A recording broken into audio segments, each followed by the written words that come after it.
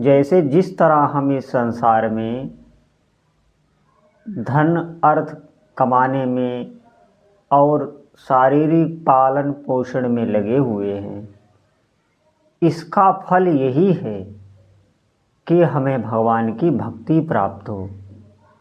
फिर इस जीवन का अर्थ ही क्या रह जाएगा। जैसे आप ध्यान दें, इसी के लिए थोड़ी ना हमें ये मनुष्य शरीर मिलता है कि हम शारीरिक पोषण में लगे रहें। आप ध्यान दें, ये पशु भी करते हैं, उनके लिए शास्त्र नहीं है, शास्त्र हमारे लिए है। अब आप बहुत एकाग्रता पूर्वक सुनिए। जब तक आपका मन भजन में नहीं लगने लगा है, तब तक आप हमेशा सतर्क रहें, सावधान रहें और बिल्कुल आपको अभ्यास करना है दृढ़ता से। इसी को पुरुषार्थ कहते हैं, इसी के लिए ये मनुष्य जन्म मिलता है। भगवान आपके लिए सब व्यवस्थाएं करते हैं। क्या नहीं दिया प्रभु ने आपको? शरीर दिया है, शरीर की संभाल करने के लिए, रक्षा करने के लिए आपको आपका परिवार दिया है, धन संपदा सब कुछ भगवान ने इस संसार में दिया, इसीलिए कि आप इस पुरुषार्थ को करें, इस मन को भजन में या भगवान के चिंतन में तल्लीन कर दें, तो फिर अब आपका आगे का मार्ग खुल जाएगा। इसलिए मनुष्य जन्म मिलता है। ध्यान देना, आप देखना, जैसे आप किसी मंदिर में दर्शन करने के लिए जाएं या आप किसी संत दर्शन के लिए जाएं या आप भजन में बैठें, तो आप देखना, आप शरीर से तो वहाँ बैठे हैं, लेकिन मन आपका लगा हुआ है, संकल्प विकल्प कर रहा है, बहुत प्रकार के संसार में वो बहुत प्रकार के चिंतन कर रहा है। कहीं कुछ ले रहा है, कहीं कुछ दे रहा है, कहीं किसी काम के बारे में चिंता कर रहा है, कहीं ये करना है, वो करना है। वो भीतर से सांसारिक समस्याओं का समाधान करने में लगा हुआ है। आप देखना कभी, और आप शरीर से बैठे हैं, आप दर्शन कर रहे हैं, आप भजन कर रहे हैं। अब वो भीतर से क्या कर रहा है? वो आपको उस भजन से, उस दर्शन से, उस संत से वो आपको एकाग्र ही नहीं होने दे रहा है। वो इतना संसार में लगा हुआ है। क्यों? जब आप एकाग्र होंगे तो आपके भीतर उस भजन का, उस दर्शन का संस्कार पड़ जाएगा। संस्कार पड़ने का मतलब फिर आप बार बार आपकी चित्त वृत्ति वहाँ जाएगी।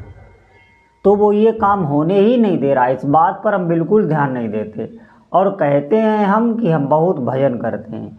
देखिए, ध्यान देना, ये जो भीतर का हमारा, जैसे ये बाहर का जो स्थूल शरीर है, इससे तो हम कार्य करते हैं, लेकिन जो ये भीतर का सिस्टम बना हुआ है, यही मुख्य होता है।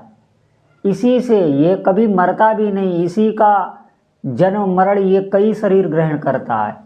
आप हमारे सुख दुख का कारण ये भीतर वाला सिस्टम ही है, जिसे अंतःकरण कहते हैं, मन कहते हैं। आप ध्यान दें, यही जब भजन में डूबने लगता है तो आपको अपार शांति, शीतलता, सुख, आनंद की अनुभूति मिलती है, बगैर कुछ बाहरी क्रिया किए हुए। भीतर से ही आप प्रसन्न रहेंगे, इतनी शक्ति होती है इस मन में। अब आप ध्यान दें, जैसे आप स्वप्न में हो तो देखना, ये स्थूल शरीर आपका ऐसे ही लेटा हुआ है, जड़वत, बिल्कुल मृत, लेकिन ये मन कई प्रकार के स्वप्न में डरावने, कई प्रकार के सांसारिक दृश्य देखता रहता है। तो उसका आप देखना प्रभाव इस शरीर पर भी पड़ता है।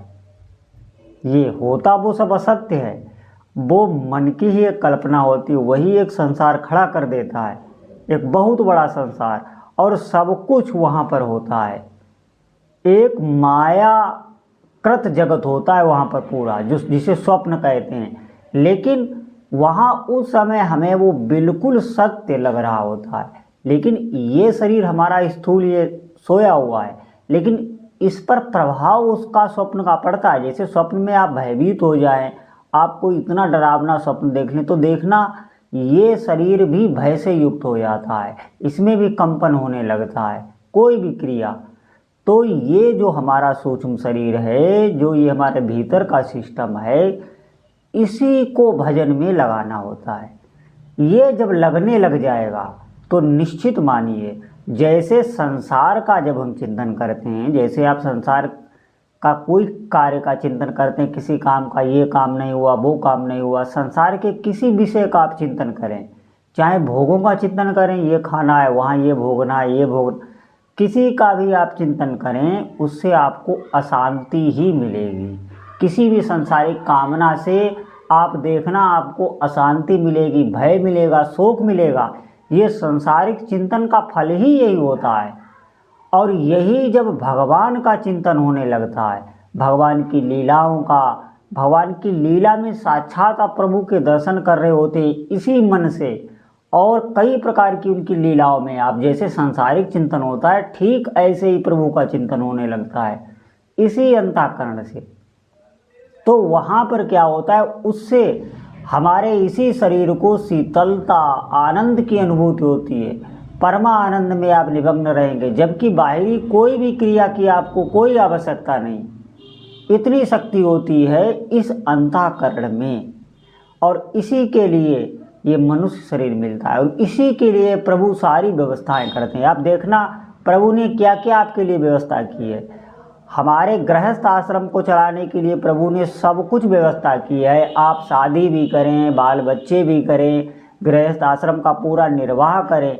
किस लिए? इसीलिए ये सब प्रभु हमें इसीलिए देते हैं कि आप इस पुरुषार्थ को कर ले जाएं, आप भजन कर ले जाएं।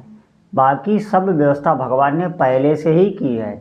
सबसे बड़ी गलती हमारी ये होती है, हम सत्संग से कभी ये नहीं सीख पाते, हम भजन से हमारे भीतर ये विवेक जागृत ही नहीं हो पाता। हम उन्हीं चीज़ों को मांगते रहते हैं जो प्रभु ने दे रखी हैं, उनको बढ़ाने में, उनका वर्धन करने में हम लोग लगे हुए हैं। जो सब कुछ छोड़ के जाना है, जो किसी काम में आना आपके है ही नहीं, आपके जीवन में ये कुछ भी काम नहीं आना है। ज्यों ही शरीर छूटा सब चला गया, दोबारा आपको फिर ये सब प्राप्त करना पड़ेगा। जितनी पढ़ाई इस जन्म में की, आगे आपको फिर सब पढ़नी पड़ेगी। और कई जन्म हमने ऐसे ही खोए हैं और खोते रहेंगे। इन दुखों का कभी अंत ही नहीं है। जब तक आप भगवान के भजन में आपको सुख नहीं मिला, आपने प्रभु के चरणों की प्राप्ति नहीं की, तब तक सुख मिल ही नहीं सकता। आप देखना ये मन सांसारिक भोगों का क्या करता है। आप कोई एक भोग भोगना, ये दोबारा फिर वही भोग मांगेगा, फिर आप भोगना, फिर इसके भीतर जलन होगी। बराबर यही चलता आ रहा है आज तक, कई जन्मों तक। और कोई भी वस्तु से आप दे दीजिए, ये उससे प्रसन्न नहीं होगा। थोड़े ही दिनों में ये उससे ऊब जाएगा और फिर आपका हृदय जलाएगा। क्यों? ये भगवान की ही माया है, ये प्रभु का ही अंश है मन। ये आपको दुख देता ही रहेगा अगर आप इसे भोगों में लगाएंगे। यही क्लेश देता है। देखिए कई लोग आत्महत्या कर लेते हैं, कई लोग भय में चले जाते हैं, कई लोग मानसिक क्लेशित हो जाते हैं। ये जान ही नहीं पाते मनुष्य जन्म मिला किस लिए है, क्या करना है। इसी के लिए ये अध्यात्म है, ये बहुत बड़ी विज्ञान है। इसे हमें समझना होगा। शास्त्रों से, संतों से, जो हमारे शास्त्रों में बातें लिखी हैं उनको बिल्कुल झूठ ना माने। इस आधुनिक ज़माने से मिलजुल कर हमारा बुद्धि ऐसी हो गई, हम हर जगह शंका करते हैं।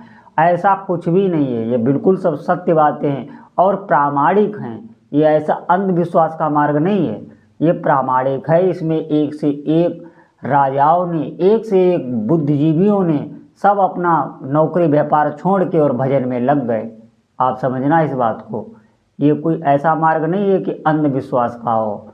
इसमें साक्षात सब प्रमाणित है। आप चिंतन तो करें, आप भजन करें, आपको खुद अनुभव में आने लगे।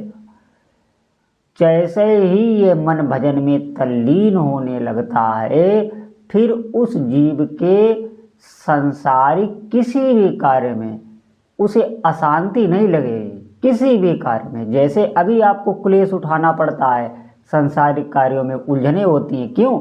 आपके भीतर से आसक्ति है इस संसार में, इसीलिए आपको भय लगता है। कोई कामना नहीं पूरी हो तो भी भय लगता है, पूरी हो जाए तो उसे खोने का भय लगेगा। लेकिन जब आप भजन में तल्लीन होने लगेंगे तो ये सब विकार आपके नष्ट हो जाएंगे। ज्यों ही सूर्य का प्रकाश होता है अंधेरा टिकता नहीं। ये विकार सब अंधकारमय हैं, ये जीव को ऐसे ही अंधेरे में रखते हैं। काम क्रोध लोभ मोह, आप इन्हें क्या, आपने इनका नाम सुना है केवल, लेकिन इनका आपने न तो अनुभव किया है, न इनका प्रभाव जाना है, न आप ये जान पाते हैं ये हैं क्या।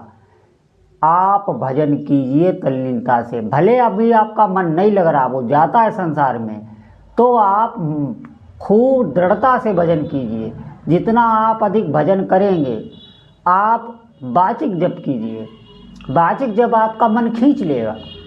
आप अधिक जप कीजिए, जप में बहुत सामर्थ्य है, जप बलात् आपके मन को घसीट लेगा। ये नहीं है कि अब आप कहें कि हमारा मन नहीं लगता तो हम जप छोड़ दें, नहीं, आपको लगना पड़ेगा। मैंने कहा इसमें समय लगता है। आप वाचिक जप कीजिए, अधिक से अधिक वाचिक जप कीजिए। वाचिक जप मतलब बोल बोल के, जब आप बैठ के आपका ध्यानपूर्वक मन ना लगे तो आप वाचिक जप कीजिए बोल बोल के, तो वो आपके मन को बलात् खींच लेगा और फिर चिंतन प्रभु की कृपा से होने लगेगा। आप बिल्कुल निश्चिंत रहिए, ये बिल्कुल कृपा का मार्ग है। भगवान बहुत करुणा वरुणालय हैं। ऐसा नहीं है कि आप भजन करें और आपको कुछ भी प्राप्त ना हो। तो सभी भक्तों से प्रार्थना है भजन करें, भजन से ही काम बनेगा, नहीं तो हमारे दुखों का अंत नहीं है। बोलो जय जय श्री सीताराम।